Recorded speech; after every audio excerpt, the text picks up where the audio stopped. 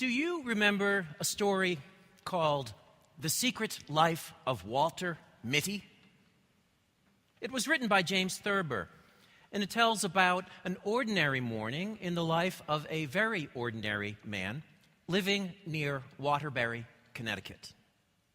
Walter is a daydreamer, and on this particular morning of running errands with his wife, he has no less than 5 daydreams. As he moves through his to-do list, he endures all sorts of little indignities. His wife lectures him. A parking lot attendant is rude to him. Walter responds by sinking deeper and deeper into a world of his own construction. He imagines being a fighter pilot, a famous surgeon, a courtroom attorney arguing a famous case, and so on. Now, when I read this story for the first time, I was in the 5th or 6th grade, and I understood it perfectly. Because daydreaming was my own favorite subject. But unlike Walter, who had 5 daydreams in one morning, I had one fairly recurrent daydream when I was 11 years old, and it went something like this. I was a famous humanitarian. I traveled all over the world to where people were hungry, to places like India and Ethiopia. I'd stand in the back of a truck with other humanitarians, and we would all heave bags or boxes of food out onto the hungry crowds. Oceans of outstretched hands would receive what we had to throw. People would cheer.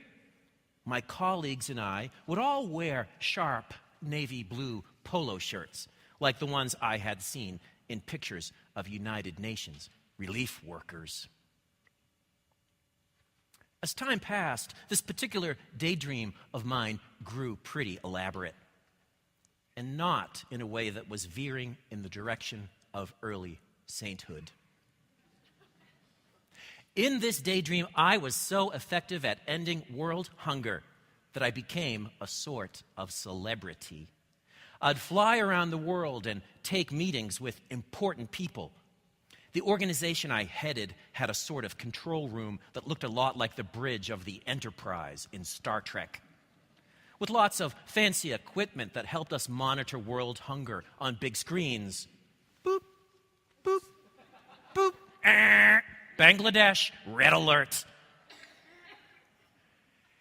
In this daydream, I was always married to somebody famous, like Brooke Shields or Tatum O'Neal or Jodie Foster. We lived together in a beach house in the Malibu colony near Los Angeles. And every morning started the same exact way in this dream, with Brooke or Tatum or Jodie and me running out the French doors. It was always French doors, and cavorting in the ocean off of our private beach. When we were finished with that, we would be met by servants holding up fluffy white robes and frosty glasses of orange juice. Later that day, reporters from People magazine might stop by to dig up more information for that fawning story that always seemed to be in the works. Brooke or Tatum or Jodie and I would answer their questions about Hollywood and world hunger with wit and charm, while slicing up avocados for a salad in our state-of-the-art kitchen, or waxing our Mercedes convertible. It was always a Mercedes convertible.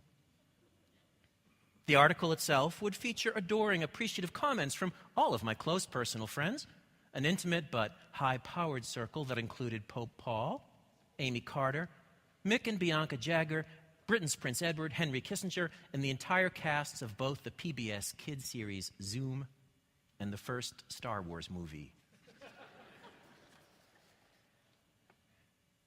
Now, when I think back on this time in my life and the persistence of that particular daydream, I can't help but think that this was an odd sort of fantasy world for a 5th or 6th grader to be living in. I had never been to California. or even in the same room as an avocado.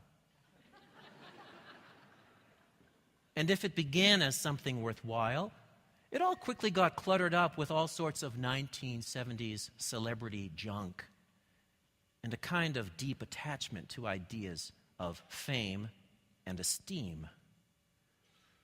The countries I visited, the people we fed on these missions, even the improbable series of women I was married to, were never really the point. That's how daydreams, or as we age, agendas, goals, can sometimes work. Others can sometimes so quickly be subsumed or neglected in the service of the plan or vision that seems so important, so worthwhile. When we live in the world of Walter Mitty, we are always the saving person, the masters of our own stories. That some one among the starving crowds I fed, that one of my 3 wives, could possibly challenge or transform or somehow save or even feed me, was a dynamic completely alien to that particular dream of life to come. Then the devil left him, and suddenly angels came and waited on him.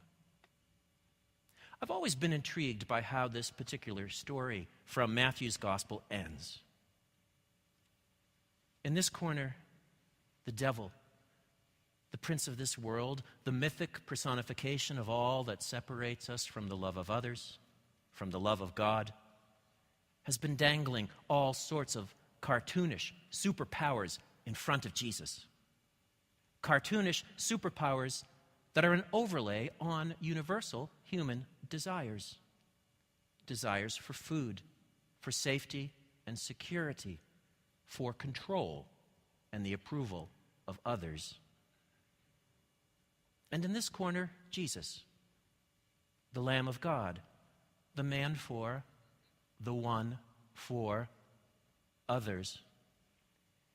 Jesus, who is by now, after 40 days in the desert, what in Alcoholics Anonymous is understood as halt, hungry, angry, lonely, and tired. Jesus says, no, I don't want any of that. Not my own power, not my own agency, but the power of God, the agency of God. He's opting in to a position of utter dependence. In Jerusalem, weeks from today, he will refuse before Pilate to summon legions to come to his rescue. In a way, our Lent is framed by these 2 reminders, that we are not what the world makes us, that we do not craft our own narrative lines, that we do not have it within ourselves to save ourselves. Then the devil left him, and suddenly angels came and waited on him.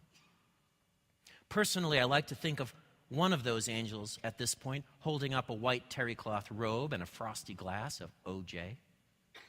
But I think you get my larger point.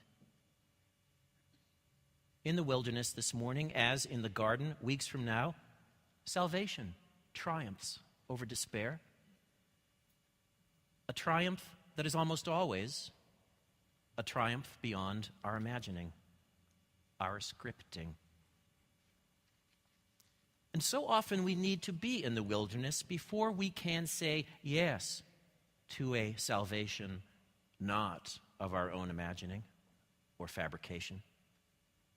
Here's how the Canadian theologian Ronald Rolheiser grasps this truth in his book, God for Us.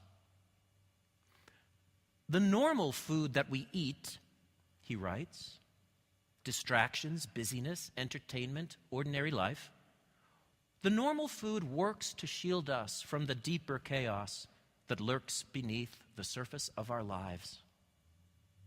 Lent invites us to stop eating, so to speak, to stop eating whatever protects us from having to face the desert that is inside of us. Lent invites us to feel our smallness, to feel our vulnerability, to feel our fears, and to open up ourselves to the chaos of the desert so that we can finally give the angels a chance to feed us.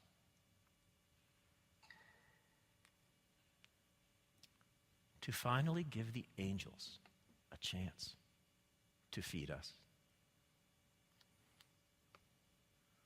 The prince of this world, the one for others.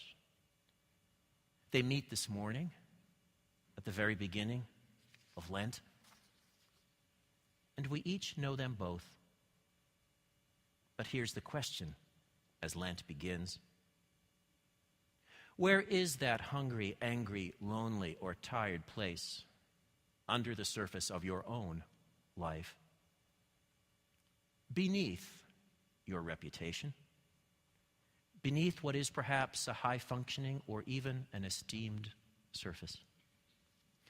In the world of Walter Mitty, we are always the saving person, the masters of our own stories. Lent asks us to see this in a new way. That it's never you alone against the world, any more than it is you alone for the world. What it is you and me, caught in the unfailing embrace of a God whose love knows no bounds, and whose holy messengers want only one thing: to be let in. Will you let God's angels feed you?